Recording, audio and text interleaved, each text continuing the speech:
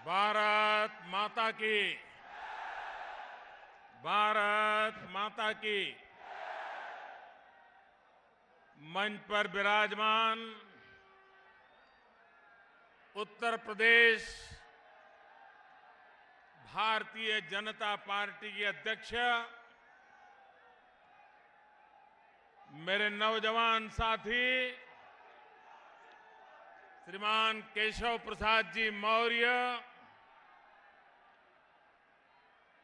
प्रदेश के पूर्व अध्यक्ष डॉक्टर लक्ष्मीकांत जी वाजपेयी, केंद्र में मंत्री परिषद के मेरे साथी डॉक्टर संजीव बालियान जी, संसद में मेरे साथी श्री राजेंद्र अग्रवाल, श्रीमान सत्यपाल सिंह, कुंवर भारतेंद्र सिंह, प्रदेश के महासचिव स्वतंत्र देव सिंह, उपाध्यक्ष अश्विनी त्यागी जी, श्रीमान भूपेंद्र सिंह, श्रीमती कांता करदम जी, करुणेश नंदन गर्ग जी, भाजपा के उम्मीदवार श्रीमान संगीत सोम, सांसद श्रीमान ओम बिरला जी, श्रीमान जसवंत सैनी जी, विजयपाल जी तोमर, श्री रविंद्र भड़ाना जी, देवेंद्र सिंह जी, श्री सत्यप्रकाश अग्रवाल, श्री जितेंद्र पाल सिंह, शिव कुमार राणा जी, श्रीमान सोमेंद्र तोमर जी, श्रीमान हरिकांत आहलुवालिया जी, श्रीमान विजयपाल कश्यप जी, योगेश धामा जी, सत्येंद्र तोमर जी, मंजू शिवाज जी, विजयपाल जी, केपी मलिक जी, कपिल देव अग्रवाल जी, उमेश मलिक जी, प्रमोद उंतवाल जी, सतवीर त्यागी जी, दिनेश खटीक जी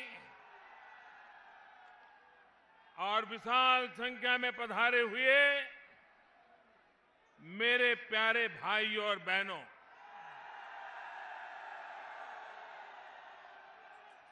मुझे आज फिर से एक बार मेरठ की इस पवित्र धरती पर आने का सौभाग्य मिला है।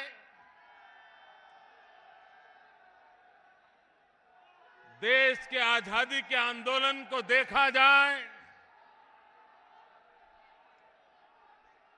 तो 1857 का स्वातंत्र्य संग्राम इतिहास में स्वर्णिम पृष्ठ से अंकित है और जिस 1857 के स्वातंत्र्य संग्राम का बिगुल इसी मेरठ की धरती पर से बजा था। मेरा सौभाग्य है कि उत्तर प्रदेश के चुनाव का बिगुल बजाने के लिए मुझे भी मेरठ की धरती से आरंभ करने का अवसर मिला है।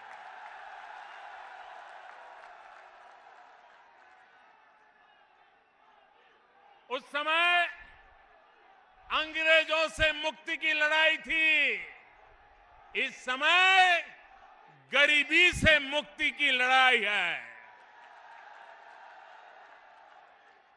उस समय विदेशी ताकतों से खिलाफ लड़ाई थी, इस समय भ्रष्ट ताकतों के खिलाफ लड़ाई है। उस समय गैर कानूनी तरीके से हिंदुस्तान पर कब्जा करने वालों के खिलाफ लड़ाई थी। इस समय निर्दोष किसानों की जमीन कब्जा करने वाले माफियाओं के खिलाफ लड़ाई है भाइयों। और इसलिए ये लड़ाई भ्रष्टाचार कर करके, माफियागिरी करके, गुंडा राज चला करके, बहन बेटियों की इज्जत लूटने वालों को राजनीतिक आश्रय देने वालों के खिलाफ ये लड़ाई है।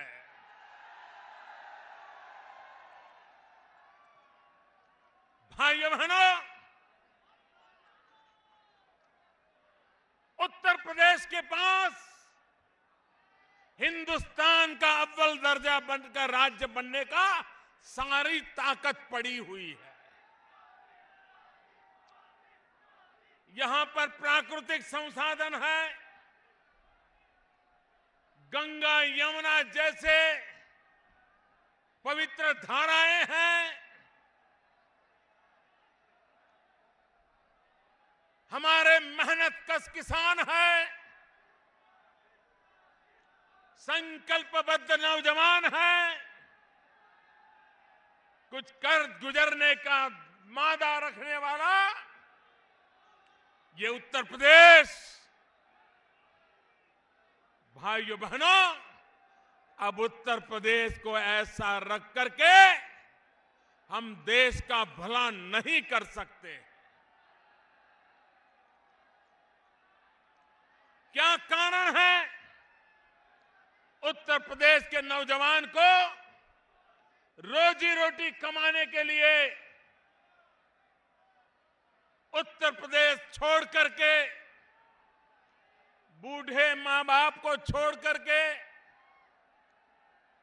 अपने खेत खलिहान छोड़ करके, गांव परिवार यार दोस्त छोड़ करके शहरों में गंदी नालियों के पास झुग्गी झोपड़ी में जिंदगी गुजारना का मजबूर करना, ये कितना बड़ा पाप उत्तर प्रदेश में हुआ है।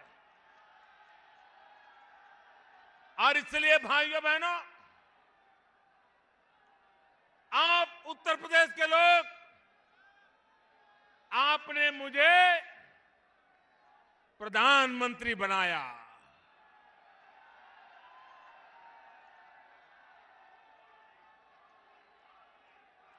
और आपने मुझे जो काम दिया है, मेरे प्यारे उत्तर प्रदेश के भाइयों बहनों, 2.5 साल हो गए, 2.5 साल हो गए।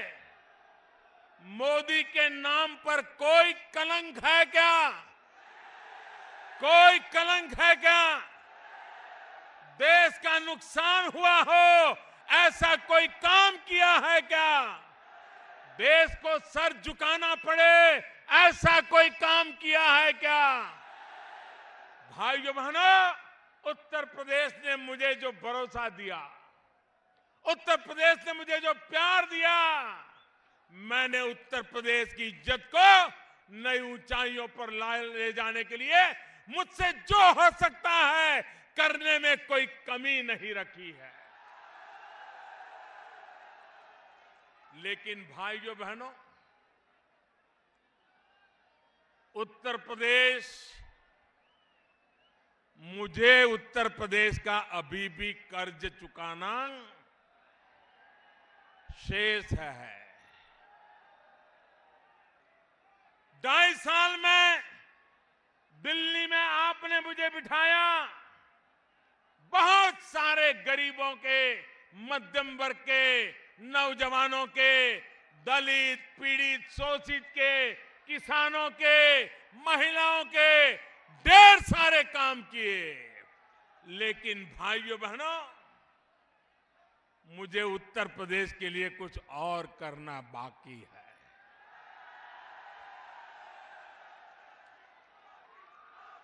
मैं उत्तर प्रदेश में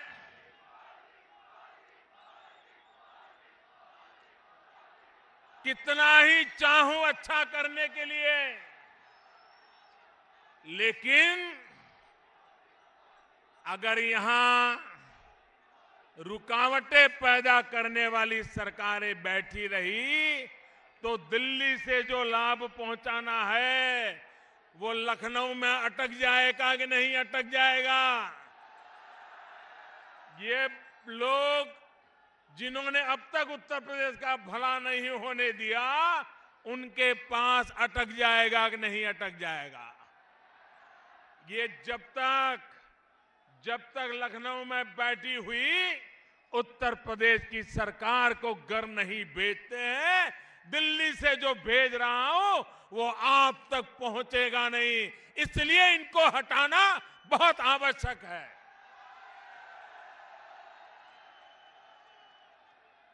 भाइयों बहनों, ये हमारा मेरठ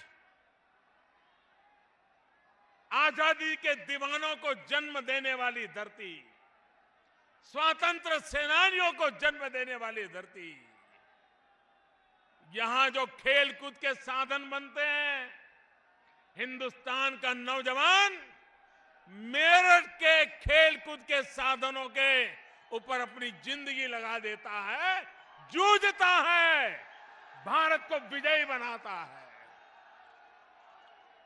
यही तो मेरठ की धरती है। वहां पर बजने वाला बैंड हिंदुस्तान भर के लोगों को झूमने की ताकत देता है। भाइयों, ये मेरा मेरठ है।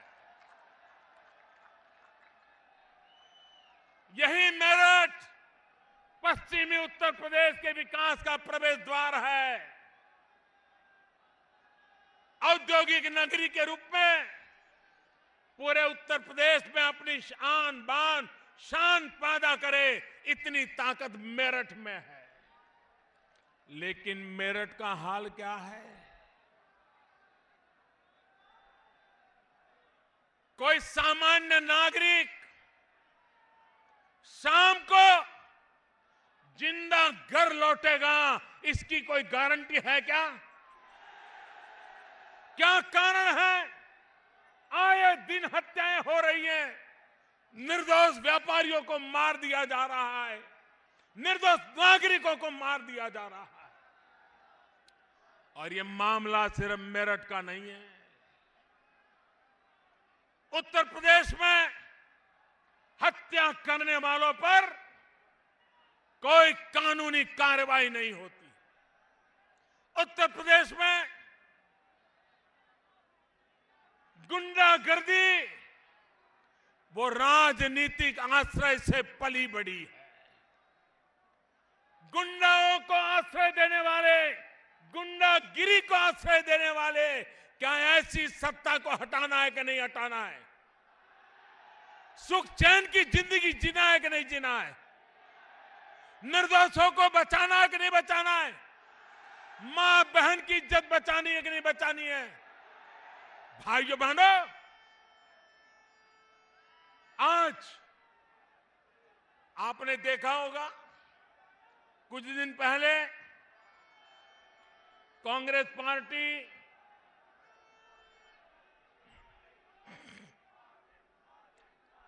गांव-गांव जाकर के यात्राएं निकाल करके उत्तर प्रदेश को कैसे लूटा जा रहा है उस पर भाषण दे रहे थे कि नहीं दे रहे थे?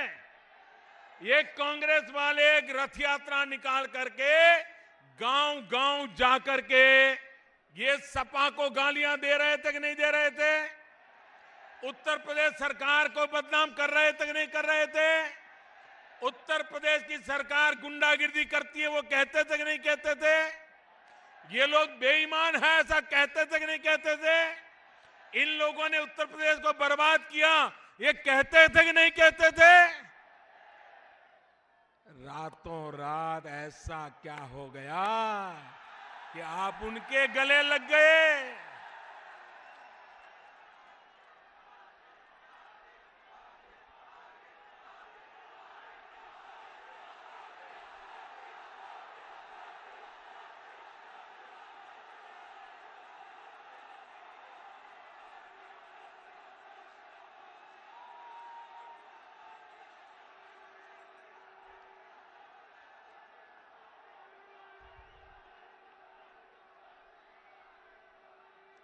भाइयों बहनों,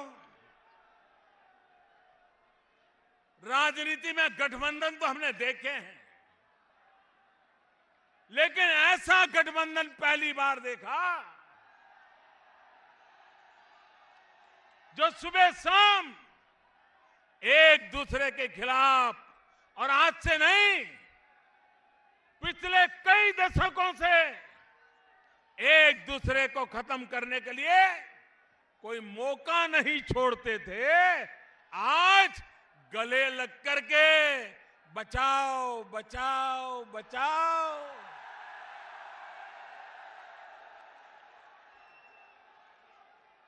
भाइयों बहनों, जो खुद को बचा नहीं सकते वो उत्तर प्रदेश को क्या बचा पाएंगे। देश की जनता ने जिन्हें हिंदुस्तान में से साफ कर दिया, उत्तर प्रदेश में भी कहीं देखने के लायक नहीं रखा। वो कैसे बचा सकते हैं ये मुझे समझ नहीं आता है। उत्तर प्रदेश के लोग तो भली भांति जानते हैं। आप मुझे बताइए भाइयों बहनों, इनको उत्तर प्रदेश के भाग्य से कोई लेना देना है क्या? भाइयों बहनों, ये चुनाव स्कैम के खिलाफ भाजपा की लड़ाई है। ये चुनाव स्कैम के खिलाफ भाजपा की लड़ाई है।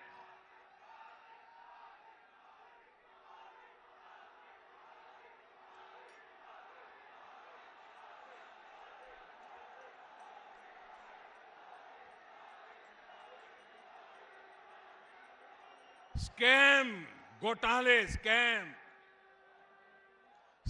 के खिलाफ ये भाजपा की लड़ाई है। और स्कैम का मेरा मतलब है SCAM। स्कैम का मतलब है SCAM। ये स्कैम के खिलाफ भाजपा की लड़ाई है। स्कैम का मतलब है S Samajwadi, C Congress, A Akhilesh, M Mayawati.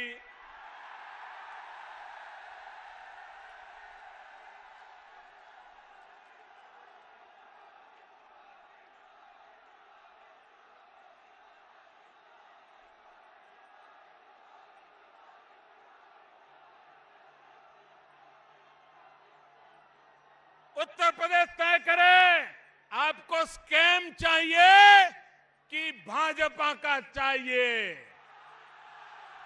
आपको स्कैम चाहिए कि कमल चाहिए? आपको स्कैम चाहिए कि यूपी का विकास चाहिए?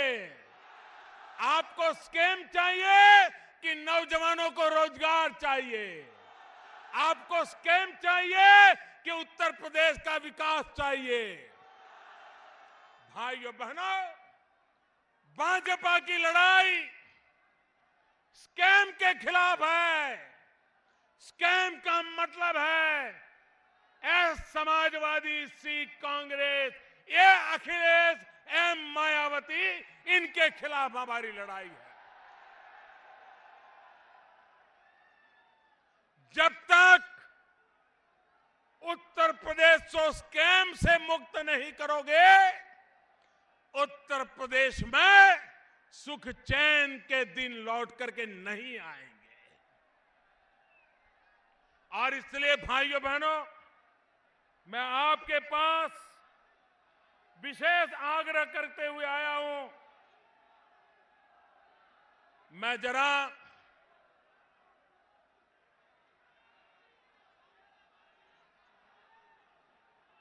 सपा के नेताओं से पूछना चाहता हूं, उनके साथ गठबंधन करने वालों से पूछना चाहता हूं और मैं उत्तर प्रदेश के लोगों से कहना चाहता हूं, दिल्ली से मैं उत्तर प्रदेश की कितनी ही मदद करना चाहूं, लेकिन अगर इस सरकार में दम नहीं होगा, इस सरकार में इरादा नहीं होगा, तो या तो वो रुपये कहीं और चले जाएंगे या तो वो रुपये ऐसे ही पड़े पड़े सड़ जाएंगे। क्योंकि इनको उत्तर प्रदेश का भला नहीं करना है, उनको तो गोटी बिठा करके अपनी सरकार बचानी है। आपने 2 महीने पहले देखा होगा, ये सपा के नेता कह रहे थे फलाना भ्रष्टाचारी है, फलाना एंटी सोशल है, फलाना खनन माफिया है, उसलिए मैं इनको निकालना चाहता हूं। और इस चुनाव में आपने देखा होगा 2 महीने पहले जिनको उन्होंने खनन माफिया कहा, गुंडागिर्दी की सरदारी करने वाला कहा, जमीनों का माफिया कहा, ये सपा वालों को उनको टिकटें क्यों देनी पड़ी? इस चुनाव में ऐसे लोगों को टिकट देने के लिए क्यों मजबूर हुए? और इसलिए भाइयों बहनों, इनके इरादे नेक नहीं है। और इसलिए भाइयों बहनों, मैं आपको बताना चाहता हूं, गरीबों को बीमारी में सरकार की तरफ से मदद मिले, माताओं बहनों को बीमारी में मदद मिले, इसलिए भारत सरकार ने करीब 4000 करोड़ रुपया ये यूपी सरकार को आरोग्य की सेवाओं के लिए, अगर बुजुर्ग लोग बीमार होते हैं तो उनको मदद करने के लिए दिए। मुझे बड़े दुख के साथ कहना पड़ेगा कि 2014-15 में 4000 करोड़ में से 2500 करोड़ रुपए भी खर्च नहीं कर पाए और उसका भी हिसाब अभी तक देने से कतराते रहते हैं। 2015-16 में हमने सोचा उत्तर प्रदेश इतना बड़ा है, बीमारी के कारण मध्यम वर्ग का इंसान भी आर्थिक संकट में आ जाता है, तो हमने मदद 4000 करोड़ से बढ़ा करके करीब 7000 करोड़ कर दी। मुझे दुख के साथ कहना है कि 7000 करोड़ करने के बाद भी साल बीत गया, 2017 आ गया, लेकिन भाइयों बहनों 7000 करोड़ में से भी 2800 करोड़ से ज्यादा पैसे गरीबों के लिए खर्च नहीं कर पाए। जरा उत्तर प्रदेश सरकार बताएं, क्या लोग बीमार हो, दिल्ली में बैठी हुई सरकार पैसे देती हो? कौन सी राजनीति थी कि आप इन पैसों को गरीबों की दवाई के लिए भी खर्च नहीं करते थे? आप देखते थे हमारी वोट बैंक वाला आएगा तो पैसे देंगे, लेकिन हमारी वोट बैंक वाला नहीं आएगा तो भले बीमार रहे, भले वो सड़ता रहे, उसको पैसे नहीं दिए जाएंगे। इसके कारण ये पैसे पड़े रहे। आप मुझे बताइए भाइयों बहनों, क्या बीमारी की भी जात होती है क्या? क्या बीमारी का भी वोट बैंक होता है क्या? कोई भी बीमार हो उसको मदद मिलनी चाहिए कि नहीं मिलनी चाहिए? बीमारी में उसका हाथ बटाना चाहिए कि नहीं बटाना चाहिए? लेकिन ये उत्तर प्रदेश की सरकार हर चीज वोट बैंक की तराजू से तोलती रही है और उसका नतीजा यह है कि भाइयों बहनों, उत्तर प्रदेश के भाग्य को ये लोग रुकावट बने हुए हैं। भाइयों बहनों, अमृत मिशन शहरों में, मेरठ जैसे नगरों में सुविधाएं बढ़ाने के लिए, पानी पहुंचाने के लिए, रोड अच्छे बनाने के लिए, लाइट अच्छी लगाने के लिए, ड्रेनेज की व्यवस्था करने के लिए भारत सरकार ने एक अमृत योजना बनाई। इस अमृत योजना के तहत उत्तर प्रदेश सरकार को करीब करीब 7,200 करोड़ रुपया दिया गया। कितना? जरा जोर से बोलिए। 7,200 करोड़। कितना? कितना? कितना? 7,200 करोड़। साल पूरा हो गया। खर्चा कितना किया? 400 करोड़। कितना किया? कितना किया? आप मुझे बताइए, दिल्ली में आपने मोदी को बिठाया, वो 7,000 करोड़ रुपया, 7,200 करोड़ रुपया भेजता है, लेकिन उत्तर प्रदेश में, लखनऊ में ऐसी सरकार बैठी है कि 400 करोड़ से ज्यादा खर्च करने की उसको समझ नहीं आई। इसका मतलब ये नहीं है कि पैसे निकालने का इरादा नहीं था, लेकिन ये मोदी है।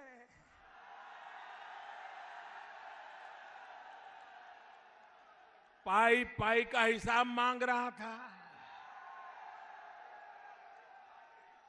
हर बारी चीज पूछ रहा था।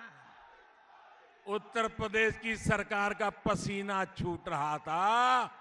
उनको लग रहा था कि मोदी से पैसे तो लेने हैं, लेकिन हिसाब देना नहीं है। वो दिन चले गए। 7,200 करोड़ रुपया उत्तर प्रदेश के नगरों के लिए दिल्ली सरकार अपने खजाने से दे और 400 करोड़ से भी ज्यादा खर्च न हो, इससे ज्यादा जनता के साथ धोखा क्या हो सकता है भाइयों बहनों। और इसलिए मैं कहता हूं, ये सरकार रुकावट है। ये रुकावट को हटाना है, तब जाकर के विकास की संभावना है।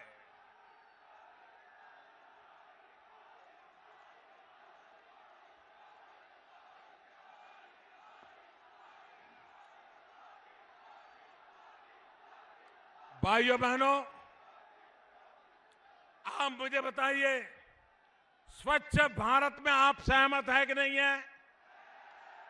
स्वच्छ मेरठ के लिए आप सहमत है कि नहीं है? स्वच्छ उत्तर प्रदेश के लिए सहमत है कि नहीं है? ये स्वच्छता का काम आगे बढ़ना चाहिए कि नहीं बढ़ना चाहिए? अगर गंदगी जाएगी तो बीमारी जाएगी कि नहीं जाएगी? अगर गंदगी है तो सबसे ज्यादा तकलीफ गरीब और मध्यम वर्ग को होती है कि नहीं होती है? तो साफ सफाई होनी चाहिए कि नहीं होनी चाहिए? होनी चाहिए। आपको मैं बताता हूं, भारत सरकार ने सफाई अभियान के लिए उत्तर प्रदेश की सरकार को 950 करोड़ रुपया दिया। कितना? कितना? जोर से बोलिए। कितना? 950 करोड़। कितना? कितना? 950 करोड़। और ये 40 करोड़ रुपया भी खर्च नहीं कर पाए भाइयों। वो पूरी दिन कभी चाचा तो कभी पापा तो कभी चाची तो कभी भतीजा, कभी मामा तो कभी मामा का साला, तो कभी साले का भतीजा, तो कभी भतीजे की बहू, न जाने कहां कहां क्या हाल करके रखा है उत्तर प्रदेश का, क्या हाल करके रखा है भाइयों बहनों। और इसलिए मैं कहने आया हूं कि दिल्ली सरकार आज उत्तर प्रदेश का जीवन बदलने के लिए सब कुछ करने को तैयार है, क्योंकि उत्तर प्रदेश ने मुझे प्रधानमंत्री बनाया है। लेकिन ऐसी सरकार जो रुकावटें डाल रही है, और इसलिए मैं कहने आया हूं भाइयों बहनों, उत्तर प्रदेश का भाग्य बदलना है तो पहले उत्तर प्रदेश की सरकार बदलो, भाग्य बदलना शुरू हो जाएगा। भाइयों बहनों, इन दिनों मैं चाहता हूं हर परिवार को अपना घर होना चाहिए कि नहीं होना चाहिए? आजादी के 70 साल के बाद हर परिवार का अपना घर होना चाहिए कि नहीं होना चाहिए? गरीब को भी अपना घर होना चाहिए कि नहीं होना चाहिए? मध्यम वर्ग के व्यक्ति को भी अपना घर होना चाहिए कि नहीं होना चाहिए? सुख चैन से परिवार जी सके ऐसी व्यवस्था होनी चाहिए कि नहीं होनी चाहिए? मैंने सपना संजोया है, मैंने बीड़ा उठाया है कि 2022 जब भारत की आजादी के 75 साल होंगे, हिंदुस्तान के हर इंसान को अपना रहने का घर होगा। ये काम मैंने उठाया। अब राज्य सरकारों को क्या करना था? राज्य सरकारों को सिर्फ लोगों से, इस कैटेगरी में जो लोग आते हैं उनसे अर्जी लेनी थी, उसकी छानबीन करनी थी और वो सूची भारत सरकार को भेजनी थी। आज मुझे दुख के साथ कहना पड़ रहा है कि भारत सरकार बार बार उत्तर प्रदेश सरकार को चिट्ठी लिखती रही कि मकान के लिए लाभार्थियों की सूची दीजिए। भाइयों बहनों, महीनों तक चिट्ठी का जवाब भी नहीं दिया। काम करने की तो बात छोड़िए, एक भी नाम नहीं दे पाए। आखिरकार हमने फैसला किया कि भारत सरकार के गांव-गांव में जो कम्युनिटी सर्विस सेंटर है, वहां जो लड़के काम कर रहे हैं उनको बताया जाए कि आप अर्जियां लेना शुरू कर दीजिए। और जब भारत सरकार ने सीधी अर्जियां लेना शुरू कर दिया, हजारों लोग अर्जियां देने लगे, तब उत्तर प्रदेश की सरकार डर गई। उसको लगा ये मोदी तो सीधा काम कर रहा है, लोगों से सीधा पहुंच रहा है। तो फिर सोते हुए जाग गए और सूची तैयार करने लगे। आप मुझे बताइए, क्या 24 घंटे राजनीति करते रहोगे? क्या उठापटक करते रहोगे? किसको गिराओगे, किसको गले लगाओगे, यही करते रहोगे क्या? भाइयों बहनों, ऐसे लोग पहले परिवार का सोचते थे कि खुद का सोचने लगे, अब सिर्फ खुर्सी का सोच रहे हैं।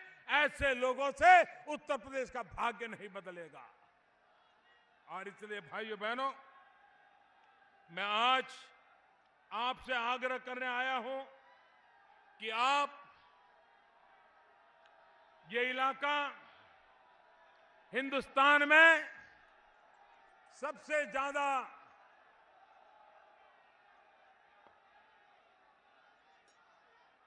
गन्ने की खेती करने वाला मेरा किसान,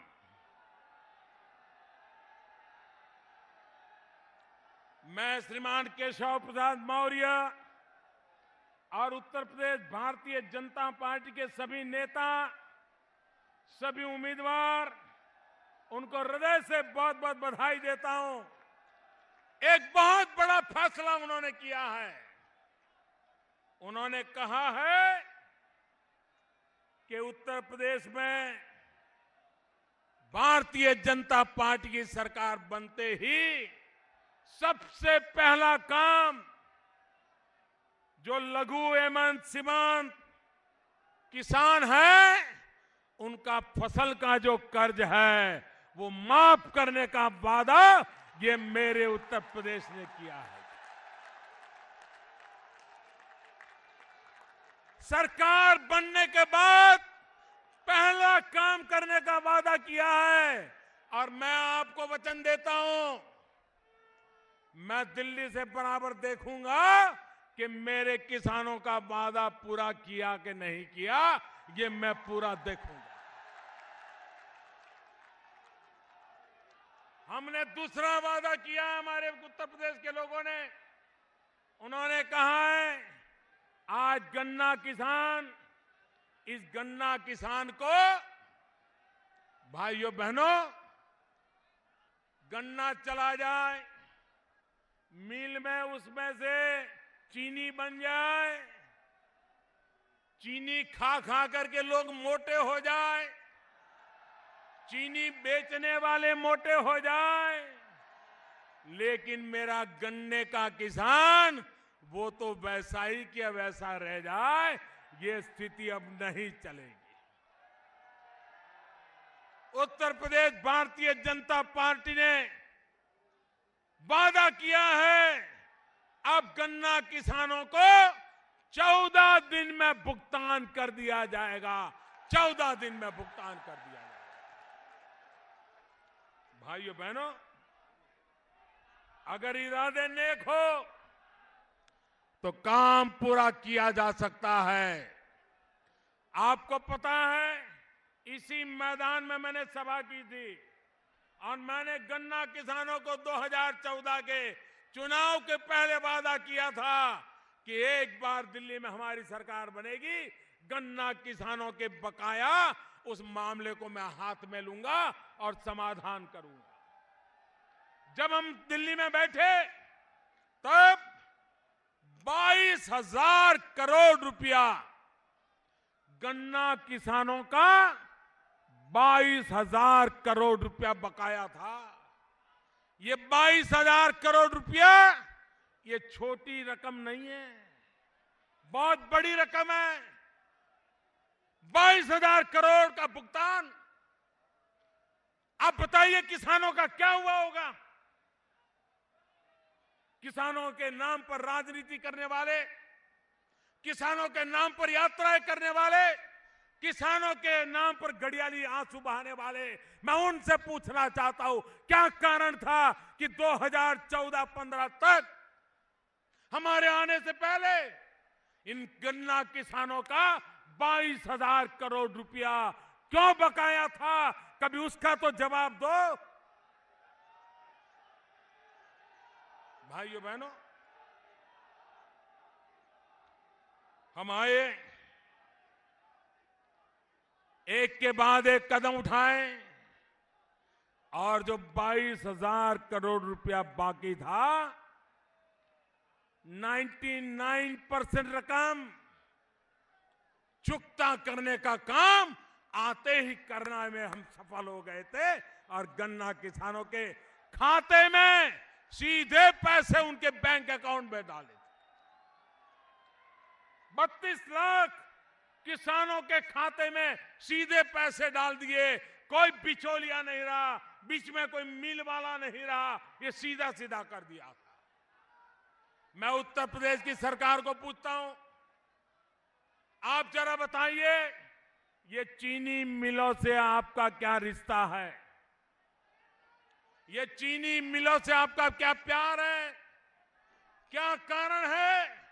ये 6 चीनी मिलें आज भी इस इलाके के गन्ना किसानों को पैसा नहीं देती है और आपकी सरकार चुपचाप बैठी है। क्या कारण है? जरा जवाब दो।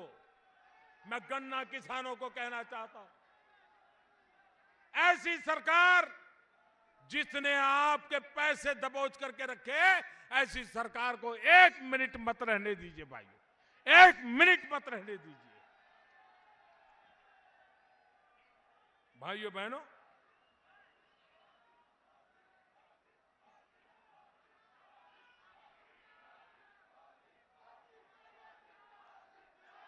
उत्तर प्रदेश में भी धान की खेती होती है, उत्तर प्रदेश में गेहूं की खेती होती है। सरकार किसानों से जहां भाजपा की सरकारें हैं, मेरे किसान भाई जरा समझिए,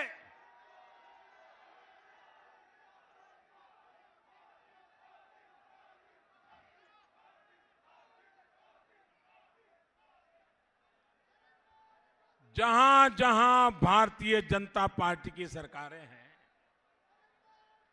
वहां किसान जो पैदावार करता है, जो सरकार खरीदती है, चाहे धान की खरीदी हो, चाहे गेहूं की खरीदी हो, चाहे हरियाणा हो, छत्तीसगढ़ हो, मध्य प्रदेश हो, गुजरात हो, महाराष्ट्र हो, किसान जो पैदा करता है, करीब करीब 60% से भी ज्यादा सरकार खुद उसको लेकर के किसानों को पूरा दाम देती है।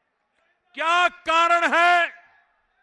क्या कारण है कि उत्तर प्रदेश की सरकार किसानों से सिर्फ 3% लेती है? 97% किसानों को उनके भाग्य पर छोड़ करके बाजार अगर टूट जाए तो मुफ्त के माल बेच देना पड़ता है। यह पाप उत्तर प्रदेश की सरकार करती है। और इसलिए भाइयों बहनों, मैं आज आपसे आग्रह करने आया हूं कि उत्तर प्रदेश में ये जो स्कैम का खेल चल रहा है उसको पहचानिए, और ये स्कैम का खेल हमेशा हमेशा के लिए उत्तर प्रदेश में नेस्त नाबूद हो जाए, उसके लिए आप लोगों ने इस चुनाव में अपने वोट का सही उपयोग करके परिवर्तन लाना होगा। भाइयों बहनों,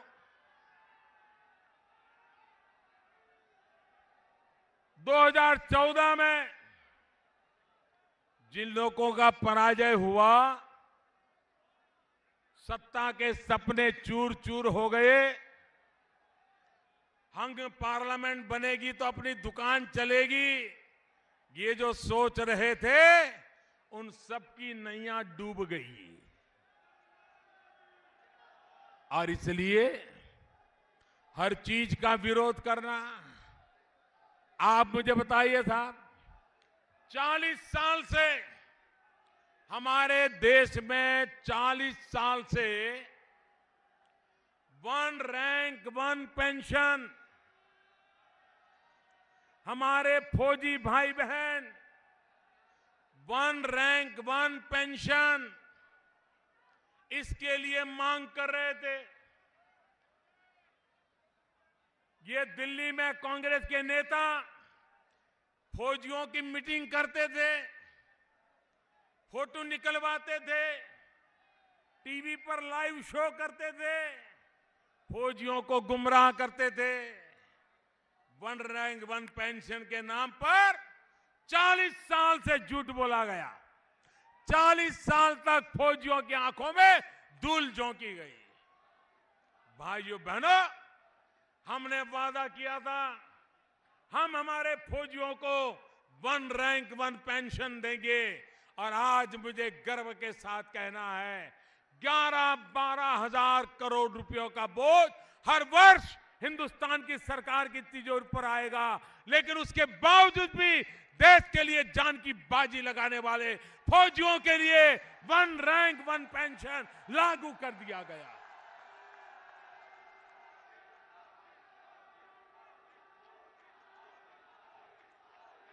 मैं देश के फौजियों से कहना चाहता हूं,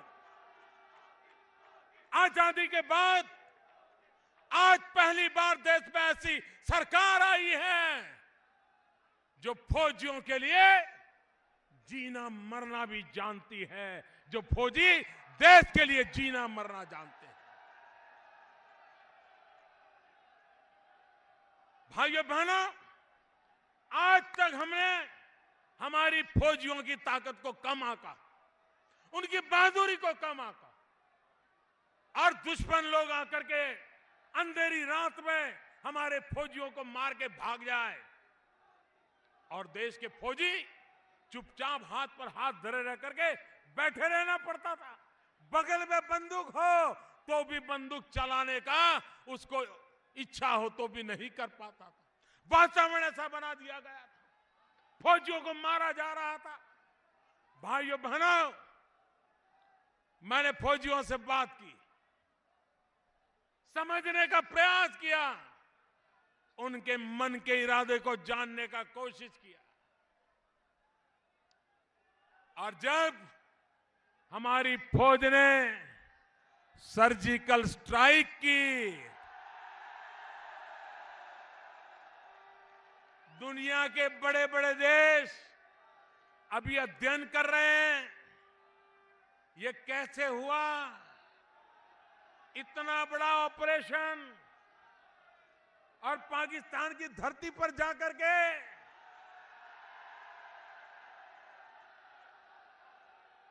पाई पाई का हिसाब चुकता कर दिया, पाई पाई का हिसाब।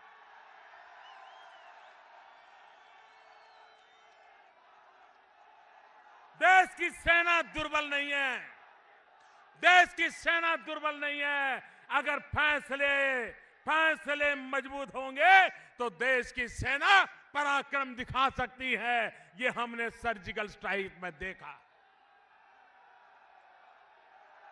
भाइयों बहनों, आप जानते हैं हमारे देश में नेता लोग दिवाली कहां कहां मनाते हैं, जन्मदिन कहां कहां मनाते हैं, कहां कहां जाते हैं। भाइयों बहनों, जब दिवाली का दिन होता है मैं सीमा पर जाकर के देश के जवानों के साथ दिवाली मनाता हूं।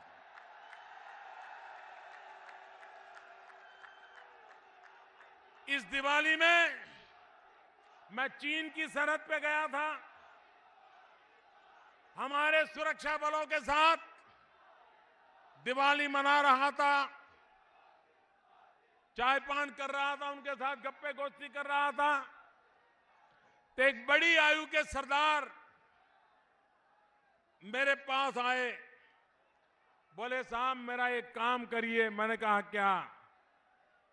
बोले मेरी उम्र हो गई है, बहुत साल फौज में काम किया, अब निवृत्त होने वाला हूं, तो मुझे लगा कि शायद वो कहेंगे कि निवृत्ति के बाद कुछ मेरे लिए सोचना, या मेरे बच्चे बड़े हो गए उनके लिए सोचना। मैंने उनसे कहा बताइए साहब क्या कहना है आपको, क्या कहना चाहते हैं? उन्होंने कहा मेरी एक इच्छा है। देखिए मेरे देश के फौज का मिजाज देखिए। उन्होंने कहा मेरी एक इच्छा है। मैंने कहा क्या? बोले मुझे भी पाकिस्तान की सीमा पर ड्यूटी दे दो, एक और सर्जिकल स्ट्राइक का मौका दे दो। निवृत्त होने से पहले मैं मां भारती के लिए कुछ करके जाना चाहता हूं, मुझे मौका दे दो। भाइयों बहनों, जिस देश के पास ऐसी फौज हो, ऐसे फौजी हो, उनके लिए 1 रैंक 1 पेंशन देना हम अपना कर्तव्य मानते हैं, जो कर्तव्य हमने पूरा किया।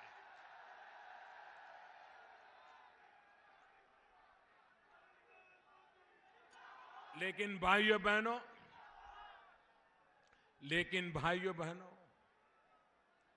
ये देश का दुर्भाग्य देखिए।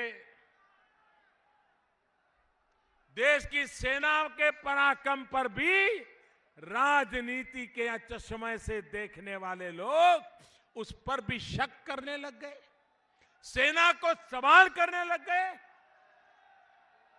सर्जिकल स्ट्राइक हुआ था कि नहीं हुआ था? आप अंदर गए थे कि नहीं गए थे? अंदर जाकर के किसी को मारा था कि नहीं मारा था? कुछ लोगों को तो इस बात का दुख था कि भाई सर्जिकल स्ट्राइक हुई, लेकिन ऐसा क्या कारण है कि हिंदुस्तान का कोई जवान मरा ही नहीं? उनको दुख इस बात का था कि मेरे सारे जवान जिंदा वापस आए, इसका दुख था। क्या ऐसे लोगों को देश की राजनीति करने का हक है क्या?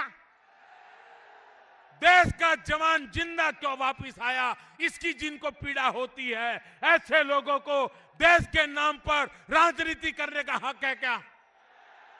भाइयों बहनों, राजनीति इतनी नीचे ले गए और इसलिए भाइयों बहनों, मैं आज मेरठ की धरती पर यह अनुरोध करने आया हूं, उत्तर प्रदेश को विकास की नई ऊंचाइयों पर ले जाना है, हर खेत को पानी पहुंचाना है, हर नौजवान को हाथ में हुनर देना है, माताओं बहनों को सुरक्षा देनी है। और इसलिए मेरे भाइयों बहनों, उत्तर प्रदेश में परिवर्तन जरूरी है।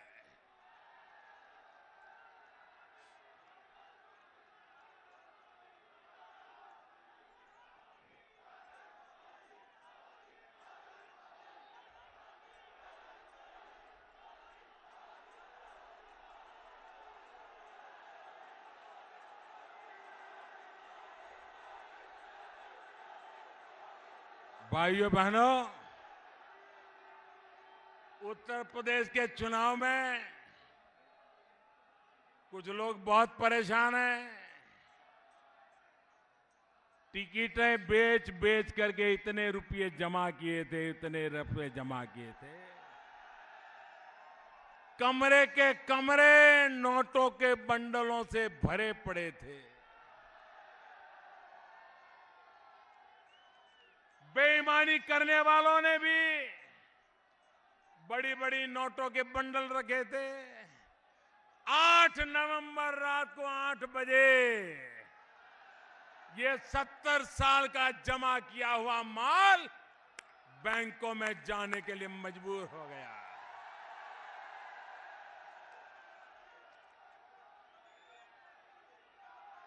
बड़े बड़े लोग रुपये ठिकाने में लगाने में लगे थे, अब परेशान हो रहे। और मैंने कहा था, देशवासियों को कहा था, 50 दिन तक देशवासियों को तकलीफ होगी, 50 दिन के बाद देश को लूटने वालों की तकलीफ शुरुआत हो जाएगी, ये मैंने कहा था।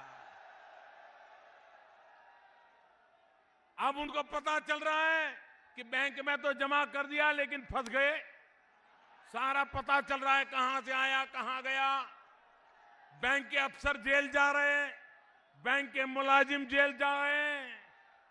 ये कांग्रेस पार्टी, जरा जवाब दे कांग्रेस पार्टी, नोटबंदी का विरोध करने वाली कांग्रेस पार्टी से मैं सवाल पूछना चाहता हूं। कर्नाटक में उनके एक मंत्री के घर से 150 करोड़ रुपया पकड़ा गया, क्या कारण है? क्या कारण है? अभी तक वो मंत्री बना हुआ है, क्या कारण है उसको मंत्री पद से हटाया नहीं गया? क्या कारण है? ये काले धन वाले खुलेआम घूम रहे हैं। आप मुझे बताइए, देश का चोरी का माल गरीबों के काम आना चाहिए कि नहीं आना चाहिए? ये लूटा है वो निकलना चाहिए कि नहीं निकलना चाहिए? गांव गांव गरीब को मिलना चाहिए कि नहीं मिलना चाहिए? गांवों में विकास होना चाहिए कि नहीं होना चाहिए? गरीब के बच्चों को शिक्षा होनी चाहिए कि नहीं होनी चाहिए? ये बेईमानी का पैसा गरीबों की भलाई के काम आना चाहिए कि नहीं आना चाहिए? भाइयों बहनों, मैं 8 नवंबर को जानता था कि निर्णय सरल नहीं है। जिसके पास पैसे हैं वो सारे मेरे दुश्मन बन जाएंगे, ये मुझे उसी दिन पता था। जिन्होंने लूटा है वो सारे मिल जाएंगे। आज मैं देख रहा हूं ये सारे मिलकर के तूफान खड़ा कर रहे हैं कि मोदी ने हमें लूट लिया, अब मोदी को गिरा के रहेंगे। भाइयों बहनों, उत्तर प्रदेश की जनता को मेरठ की धरती से मैं कहना चाहता हूं, आइए देश को भ्रष्टाचार से मुक्त करने की इस लड़ाई में मेरा साथ दीजिए। देश को भ्रष्टाचार के खिलाफ लड़ाई में मुझे आपका साथ चाहिए। दोनों हाथ ऊपर करके मुझे बताइए, भ्रष्टाचार के खिलाफ मेरे साथ हैं आप? भ्रष्टाचार खत्म होना चाहिए, भ्रष्टाचार खत्म होना चाहिए, भ्रष्टाचार खत्म होना चाहिए, काला धन खत्म होना चाहिए। ये बदमाश लूट की गई है वो रोकनी चाहिए, लूट का पैसा वापस आना चाहिए। भाइयों बहनों, इस एक काम को मैं करके रहूंगा। मैं आपको बताता हूं, जब तक मैं हूं मैं चैन से बैठूंगा नहीं, और मैं लुटेरों को चैन से बैठने नहीं दूंगा। कितनी शक्तियां इकट्ठी हो जाए, कितने ही गठबंधन हो जाए, कितने ही मेल मिलाप हो जाए, ये लड़ाई बंद होने वाली नहीं है। मोदी रुकने वाला नहीं है।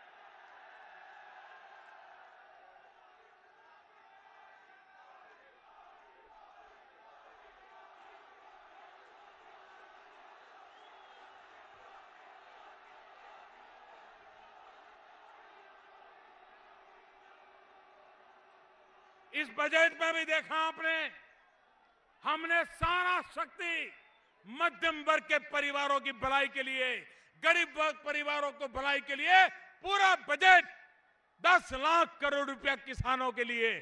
कोई सोच सकता है ये काम इस बजट में हमने किया है भाई? और कोई सोचता होगा कि हम बच जाएंगे?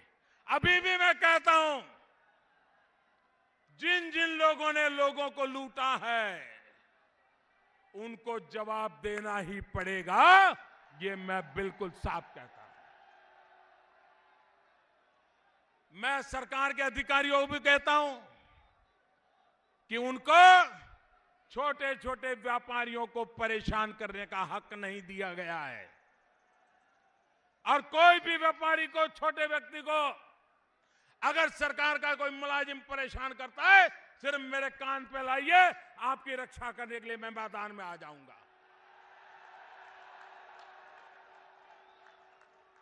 मुझे बड़े बड़े बेईमानों से लड़ना है, ताकतवर बेईमानों से लड़ना है। मुझे मोहल्ले की कुश्ती नहीं करनी है, मुझे तो बड़े बड़े ताकतवरों को खेलना है, तभी सफाई होगी। मुझे ऊपर सफाई करनी है, उस पर मैं लगा हुआ हूं, और इसलिए छोटे छोटे गांव के व्यापारियों को परेशान करना ये मेरी सरकार को मंजूर नहीं है, ये हमें मंजूर नहीं है।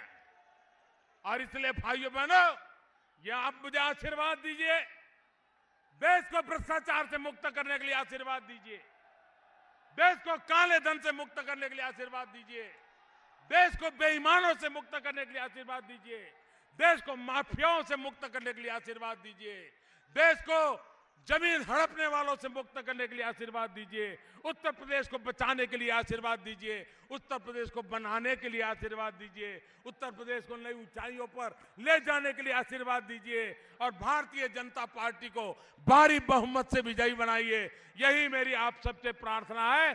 दोनों हाथ बंद करके मेरे साथ बोलिए, भारत माता की, भारत माता की, भारत माता की। बहुत बहुत धन्यवाद। परिवर्तन